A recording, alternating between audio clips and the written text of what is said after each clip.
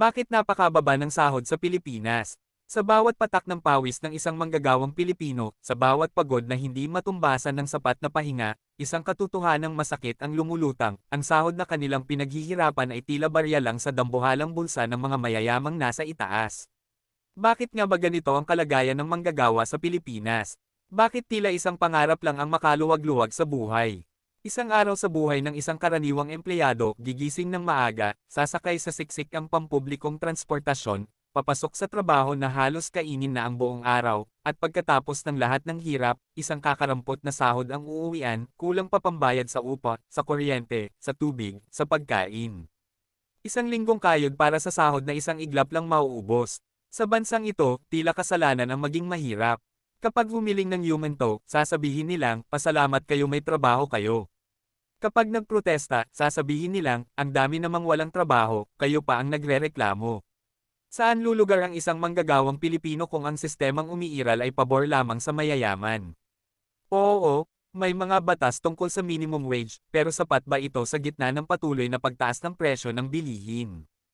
Ang sagot, hindi. Ang masakit pa, kahit ang mababang minimum wage na ito, marami pa ring kumpanya ang hindi sumusunod. Maraming empleyado ang underpaid, contractual, at walang benepisyo.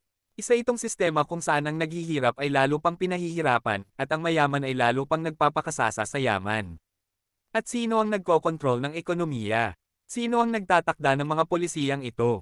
Madalas, sila rin ang may-ari ng malalaking negosyo. Ilang beses na nating nakita ang mga pangalan ng politiko na konektado sa malalaking korporasyon. Kung hindi sila mismo ang may-ari, sila ang may kapit sa mga negosyanteng ito. Kaya kapag may panukala para itaas ang sahod, may laging bumabara.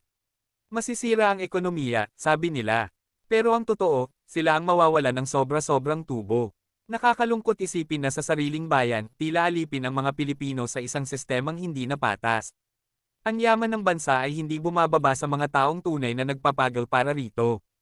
Ilang milyon na ang umaalis ng bansa para lang makahanap ng trabahong may disenteng sahod. Pero bakit kailangang dumayo pa sa ibang bansa para lang mabuhay ng maayos? Hanggang kailan tayo papayag na ganito ang sistema? Hanggang kailan tayo magtitiis sa isang mundong ang mayayaman lang ang may karapatang umunlad? Hanggang kailan ang isang hamak na manggagawa ay mananatiling alipin ng kakarampot na sahod? Sa bansang ito, may isang katotohanan na tila hindi maalis-alis, kung ikaw ay mahirap, tila itinakda ka ng manatiling mahirap. Pero hindi ito dapat ang katapusan ng kwento. May pag-asa pang lumaban, may pag-asa pang magbago ang sistema.